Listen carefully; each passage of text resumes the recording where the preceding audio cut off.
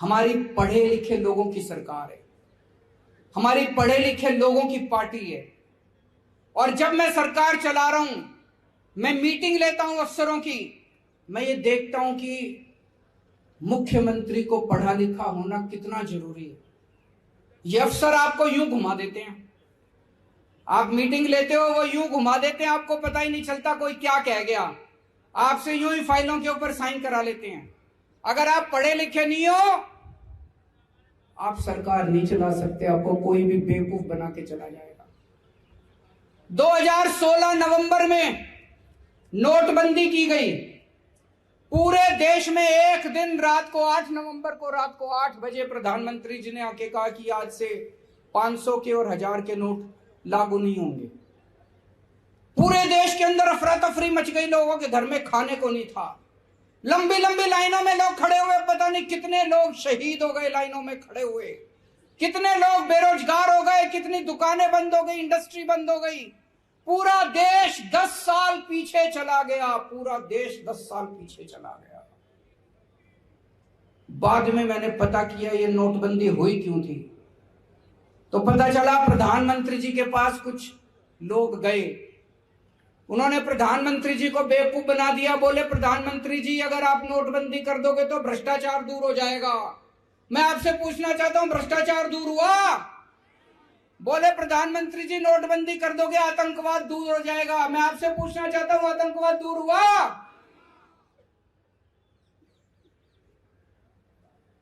मैं एक वीडियो देख रहा था, प्रधानमंत्री जी से एक पत्रकार ने पूछा आप कितने पढ़े लिखे हैं? उन्होंने कहा मैं हाई स्कूल तक गया हूं, उसके बाद मैंने पढ़ाई नहीं की।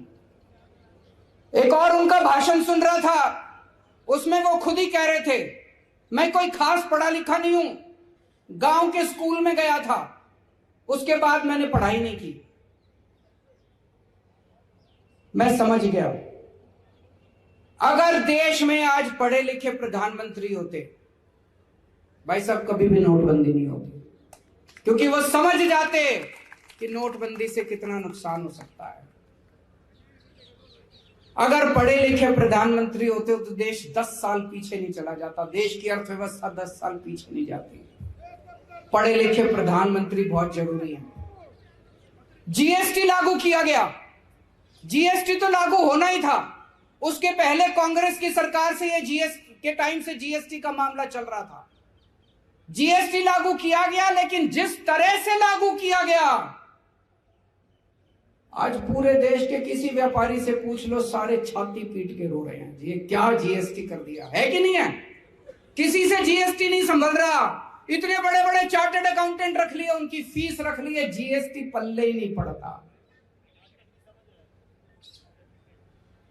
आज अगर हमारे देश के प्रधानमंत्री पढ़े लिखे होते, जीएसटी ठीक से लागू हो गया होता, इतनी तकलीफ नहीं होती पूरे देश के अंदर व्यापारियों को जितनी आज जीएसटी की वजह से लोगों को तकलीफ हो रही है। दोस्तों, ये 3 किसानों के खिलाफ कानून लेके आए, बोले बड़ी क्रांति आ जाएगी, बड़ी क्रांति आ जाएगी। किसान रो रहे हैं, पीट रहे हैं, धरने कर रहे हैं, प्रदर्शन कर रहे हैं। किसान कह रहे हैं मर जाएंगे, ये कानून मत करो, माने ही नहीं। अंत पंत में जब 1 साल कई 750 किसान शहीद हो गए, 1 साल तक किसान दिल्ली के बॉर्डर पे बैठे रहे, उसके बाद इनको 3 कानून वापस लेने पड़े। आज अगर देश में पढ़े लिखे प्रधानमंत्री होते, वो पहले ही समझ जाते कि ये 3 कानून किसानों के खिलाफ है।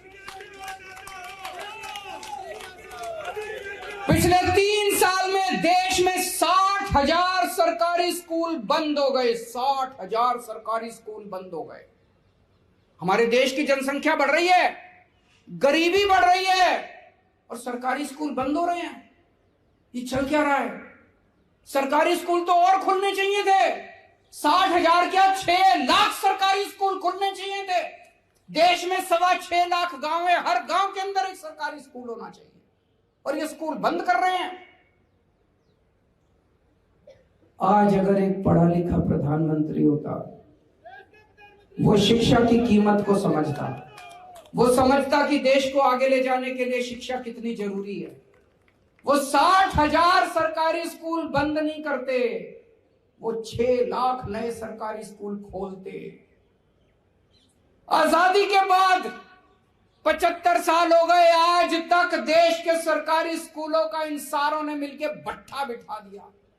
गरीब अपने बच्चों को मजबूरी में सरकारी स्कूलों में भेजते हैं। 75 साल के बाद ऊपर वाले ने एक शख्स को भेजा, मनीष सिसोदिया। उसने देश के दिल्ली के सरकारी स्कूलों का कायाकल्प कर दिया। आप जाके देखो, अभी मैं 4 दिन पहले एक नया स्कूल उद्घाटन करके आया हूं, दिल्ली का डीपीएस मॉडर्न स्कूल वसंत वैली, जीडी गोयंका को पीछे छोड़ते हैं आज हमारे दिल्ली के सरकारी स्कूल। इतना शानदार स्कूल, इतने शानदार सरकारी स्कूल, इतना हमारे बच्चे, गरीबों के, रिक्शे वाले के, मजदूर के बच्चे आज डॉक्टर, इंजीनियर, वकील बन रहे हैं।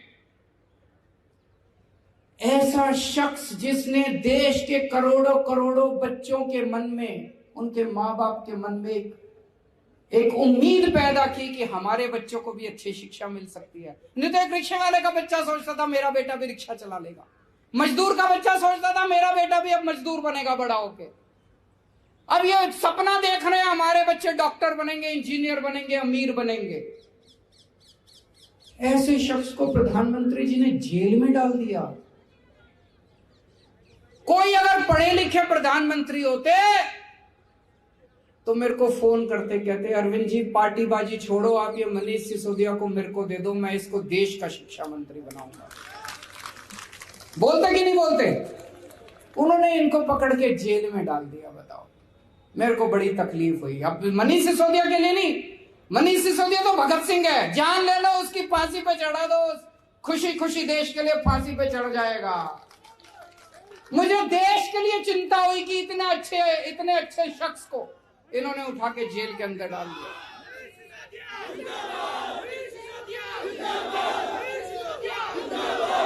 हमारे देश में कोरोना हुआ, प्रधानमंत्री जी कहते हैं सारे मिलके देशवासी ताली ताली ताली बजाओ, उससे कोरोना भाग जाता। भागा कोरोना? एक दिन कई सारे वैज्ञानिक बैठे थे, उन वैज्ञानिकों को प्रधानमंत्री जी भाषण दे रहे थे। बोले कि गंदी नाली में से जो बदबू आती है, उसमें जो झाग निकलते हैं ना गंदी नाली में, कीचड़ में से, बोले उसमें से वो जो गैस निकलती है उसमें से चाय बनाओ। तो यार सारे गैस का सिलेंडर छोड़ के गंदी नाली में से, ये क्या है? ऐसी बातें करते हैं प्रधानमंत्री जी।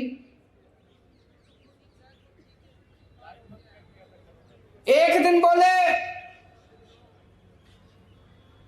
ये जो बारिश आती है, बारिश में बादल हो जाते हैं, बादलों के टाइम पे हमें आक्रमण करना चाहिए दूसरे देश पे, उसमें राडार में पकड़ा नहीं जाता। वो मैं देख रहा था, सारे मजाक उड़ा रहे थे उनका। अगर आज हमारा प्रधानमंत्री पढ़े लिखे होते तो इस किस्म की बेतुकी बातें नहीं करते जिससे देश का सर झुक जाता है इन बातों से। इससे बड़ी बात यह, मेरे को डर लगता है, जो अभी मान साहब ने कहा, बड़ी इंपॉर्टेंट बात कही। जब फाइलें आती हैं उनको आधे बार अगर आदमी पढ़ा लिखा ना हो, आज गवर्नेंस इतनी कॉम्प्लिकेटेड हो चुकी है, सरकार इतनी कॉम्प्लिकेटेड हो चुकी है, अगर आदमी पढ़ा लिखा ना हो, आधी बातें उसको समझ में नहीं आती कि अफसर मेरे से कहां साइन करा रहे हैं। मेरे को डर इस बात का लगता है, चिंता मुझे मेरे देश के बारे में होती है कि मेरे देश के प्रधानमंत्री अगर पढ़े हुए नहीं हैं तो रोज पता नहीं कितने निर्णय ले रहे हैं, कितने डिसीजन ले रहे हैं। वो डिसीजन सही है कि नहीं है, वो निर्णय सही है कि नहीं है, वो कौन करवा रहा है उनसे? कोई भी आके उनसे कुछ भी लिखवा के ले जाता है, कोई नोटबंदी करवा देता है, कोई थाली ताली बजवा देता है, कोई किसानों के कानून बनवा देता है, कोई कुछ करवा देता है, कोई कुछ करवा देता है। हमारे देश जा का रहा है, हमारा देश। डर लगता है मुझको। इसलिए आज मैं सारे देशवासियों के सामने एक प्रश्न छोड़ के जाना चाहता हूं। क्या 21वीं सदी के भारत का निर्माण करने के लिए एक पढ़े लिखे प्रधानमंत्री की जरूरत है? क्या एक कम पढ़े लिखे प्रधानमंत्री 21वीं सदी के भारत का निर्माण कर सकते हैं? ये हम सब लोगों को मिलकर सोचने की जरूरत है।